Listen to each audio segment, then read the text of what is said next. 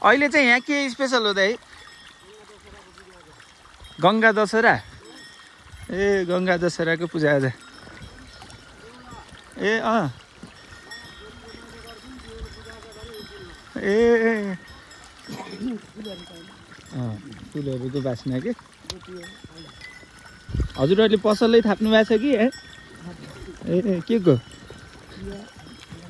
ए अनि माथिबाट बोतलाउने पनि ठाउँ छ नि, गराउनु भएको छ तिरपाल?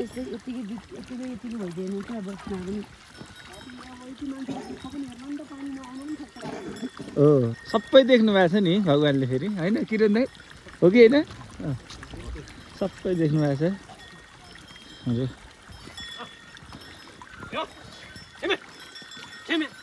खेम हो? खेम। यो घोडाको नाम चाहिँ खेमे रहेछ।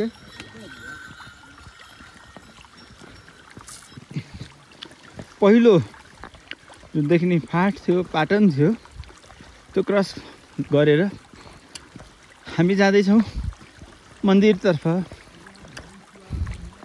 मन्दिर सँगसँगै होटेल पनि आउँछ अरे, मेला लाग्ने ठाउँ आउँदो रहेछ। यो दशहरा मेला वर्षको एकचोटि जेठ महिनामा लाग्ने रहेछ। भव्य नै हुने रहेछ, भव्य।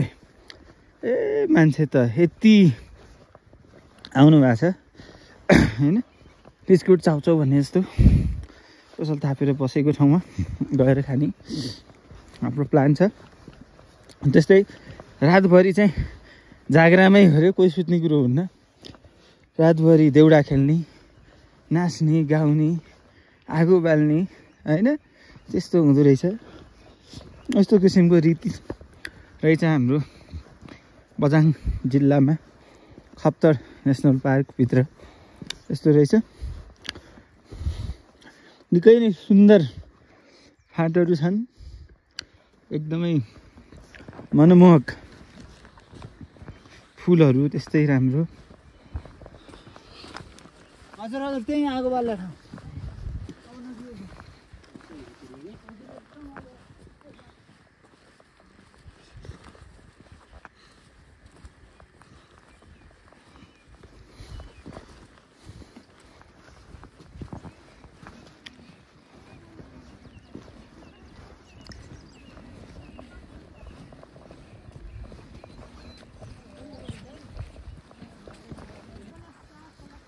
हेलो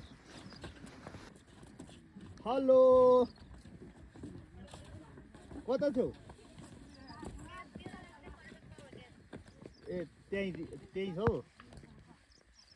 कति छिटो कुद्या त नि? ओहो हामीले बल्ल पुग्नु।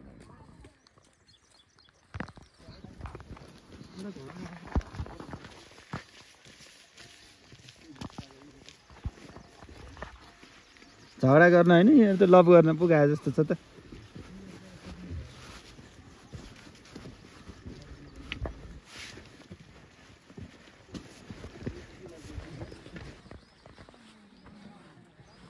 यस्तो खाजा खाने टहराहरू पनि बनाइए रहेछन्। यति माथि यस्तो अप्ठ्यारो छ त्यही पनि।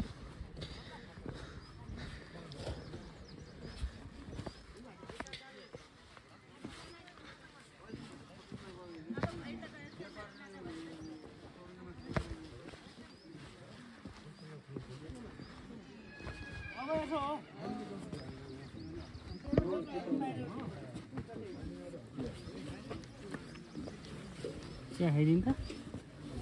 चिया मात्रै होइन, के पाइन्छ खाम लागिरहेको छ। भोक त छैन, पेट भरि नै छ। तर चाहिँ यो अरूले भात खान लाग्यो देखेपछि यस्तो खान मन लाग्यो कि लास्टमा तिनटैले खाने कुरो। हात धुन्छु कि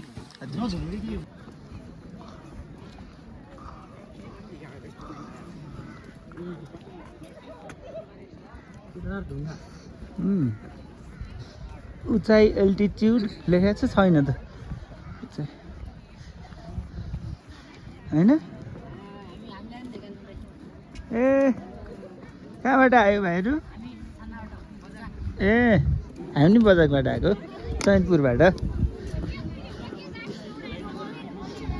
ओहो रमाइलो रहेछ त यता त मेला।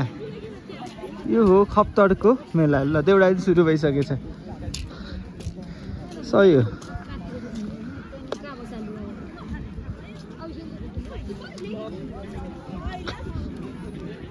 यस्तो हामी केही खान्न हो होइन है।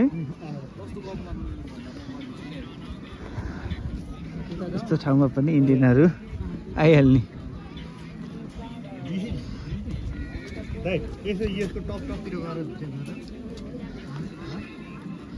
हिँडौँ न के छ मेसो, कतै राख्ने मेसो केही छ कि।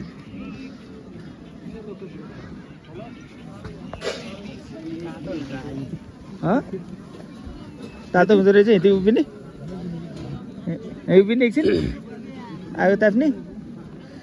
ओहो कति धेरै हो यार मिठाई पनि, यस्तो धेरै मेला लाग्दो रहेछ। कहाँबाट आउनुभएको दाइ? गरमा गरम थोडा ये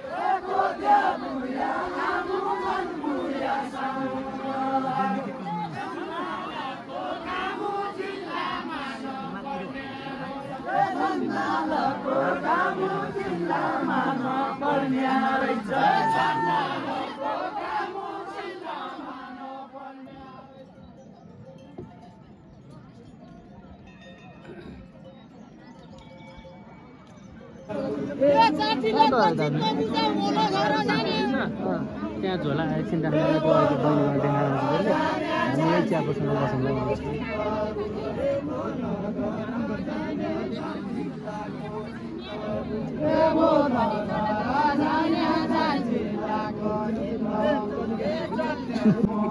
त्यसपछि उहाँहरूको पालो होला के सुन्दै हुनुहुन्छ के भन्छन् त यिनले भन्ने मलाई लाग्यो।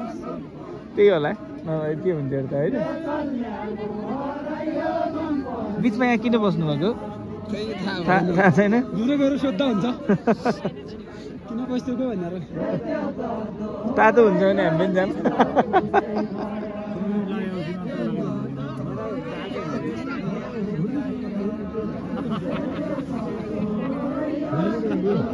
बुवा यहाँ बिचमा किन बस्नु भएको यो? बिचमा किन बस्नु भएको छ? मेरो सुन्नको लागि। ए त्यसपछि उहाँहरूको पालो पालो हामी लेक्चर गर्छौँ भने हामी यहाँ टेन्टमा छौँ नि त माथि मञ्चमा। हामी लेक्चर गर्ने हो सुन्ने भयो त्यही तरिकाले जाने तल खडा हुनु नदिने होइन यो सुन्ने भयो।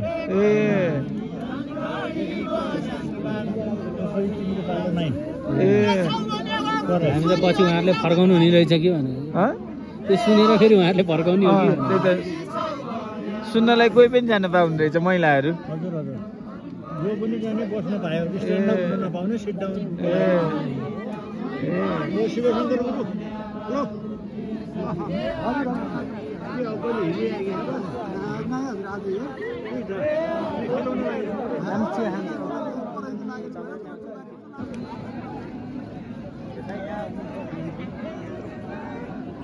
यसरी विभिन्न ठाउँमा यसरी आफ्नो आफ्नो टेन्ट बनाएर आफ्नो आफ्नो व्यवस्था गरेर आगो बाल्दै बस्ने रमाइलो रहेछ।